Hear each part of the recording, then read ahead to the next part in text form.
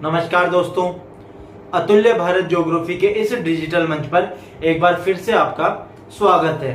दोस्तों, आज हम जियोमॉर्फोलॉजी के एक महत्वपूर्ण टॉपिक अर्थ मूवमेंट्स भू संचलन के बारे में चर्चा करेंगे कि भू संचलन क्या होता है, अंतर्जात बल, बहिर्जात बल क्या होते हैं, किस प्रकार की स्थलाकृतियों का निर्माण इनसे होता है, किस प्रकार से ये बल कार्य करते हैं और किस प्रकार के क्वेश्चंस हमसे एग्जाम में इस टॉपिक में से पूछे जाते हैं।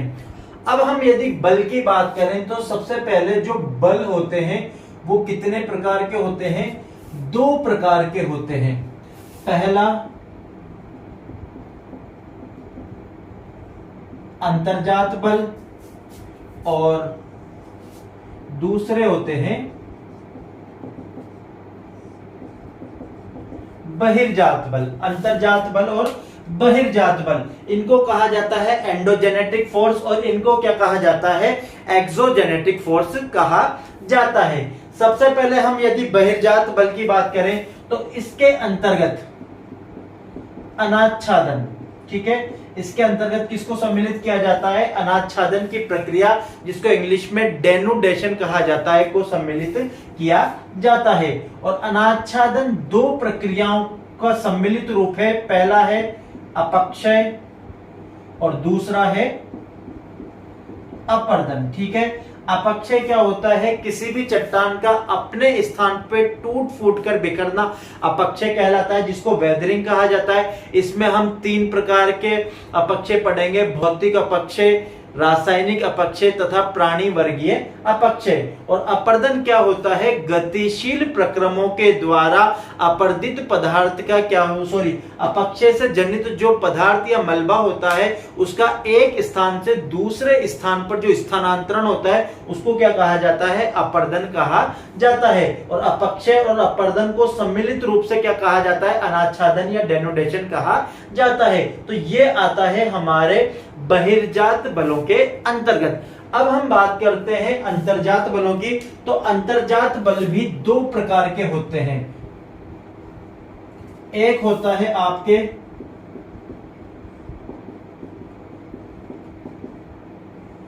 पटल विरूपणी बल और दूसरा होता है आपके आकस्मिक संचलन, ठीक है। पटल विरूपणी बल और आकस्मिक संचलन या आकस्मिक अंतर्जात बल भी कहा जाता है। और आकस्मिक अंतर्जात बलों के यदि हम उदाहरण की बात करें तो इसके अंतर्गत हम यहीं पर इसको देख लेते हैं कि इसके अंतर्गत हम शामिल करते हैं भूकंप,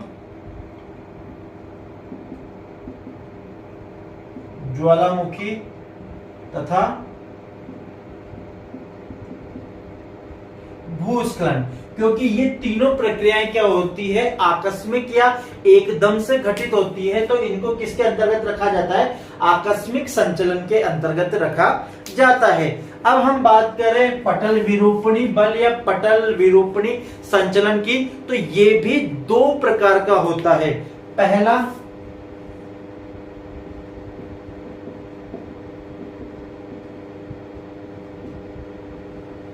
महादेश जनक और दूसरा होता है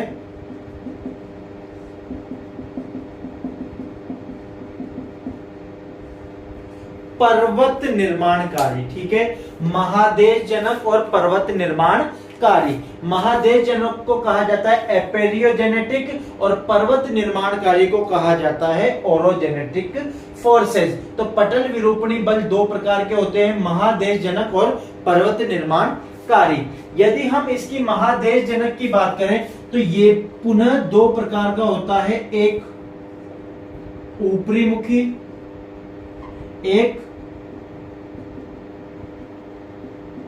अधोमुखी। एक होता है ऊपरी मुखी और एक होता है अधोमुखी। इसके अंतर्गत हम शामिल करते हैं निर्गमन को और इसके अंतर्गत हम शामिल करते हैं निमज्जन को। ये सब डिटेल में हम पढ़ेंगे कि निर्गमन क्या होता है, निमज्जन क्या होता है, उत्थान क्या होता है और अवतलन क्या होता है। अब हम बात करते हैं पर्वत निर्माणकारी बलों की। तो पर्वत निर्माणकारी बल को भी हम दो भागों में विभाजित कर देते हैं। एक आ जाता है आपका तनाव और एक आ जाता है आपके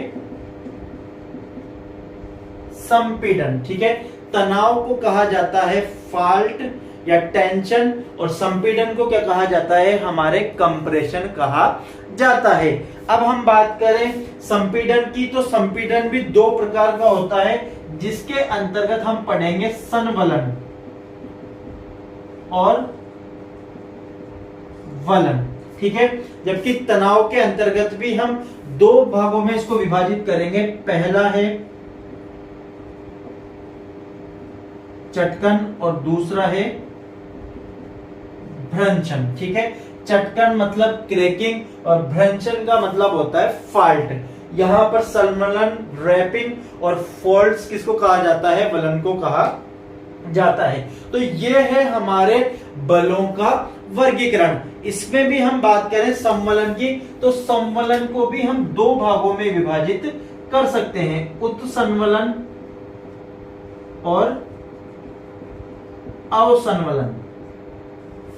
ठीक है, उत्संवलन और अवसंवलन। तो ये है बलों का एक फ्लो चार्ट। ये आप दिमाग में रखिएगा कि किसका उपविभाग कौन सा है। तो सबसे पहले हम बात करें, बल दो प्रकार के होते हैं। कौन कौन से होते हैं, अंतर्जात बल और बहिर्जात बल। बहिर्जात बल धरातल के बाहर या ऊपर कार्य करते हैं, जिसके अंतर्गत अनाच्छादन या डेनोडेशन को प्रोसेस को सम्मिलित किया जाता है। अनाच्छादन क्या होता है, अपक्षय तथा अपर्दन का सम्मिलित रूप होता है। अपक्षय क्या होता है, किसी भी चट्टान का अपने स्थान पे टूट फूट कर बिखरना क्या कहलाता है, अपक्षय कहलाता है। और जो चट्टान चूर्ण इकट्ठा हुआ है, उनका गतिशील प्रक्रमों के द्वारा एक स्थान से दूसरे स्थान पर स्थानांतरण को क्या कहा जाता है, अपर्दन कहा जाता है। तो वेदरिंग एंड इरोजन, इन दोनों को मिला के क्या कहा जाता है, डेनोडेशन कहा जाता है। अब हम बात करते हैं अंतर्जात या एंडोजेनेटिक फोर्सेस की। तो ये भी दो प्रकार के होते हैं। कौन कौन से,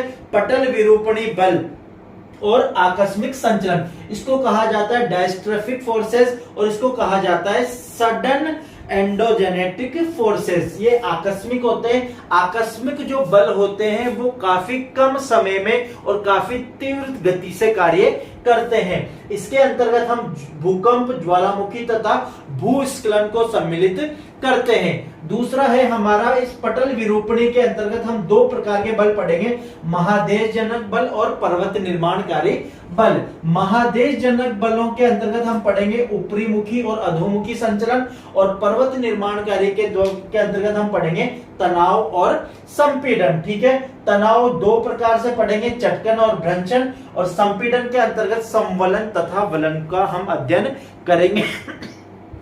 ब्रंच में हम पढ़ेंगे ब्रंच कितने प्रकार के होते हैं, किस प्रकार से इनका निर्माण होता है, वलन क्या होता है, क्या अपनति होती है, क्या अभिनति होती है, कितने प्रकार के वलन हैं और किस प्रकार से वलनों का निर्माण होता है, पर्वत निर्माणकारी बल किस प्रकार से कार्य करते हैं। इन सभी का अध्ययन हम इस चैप्टर के अंतर्गत करेंगे।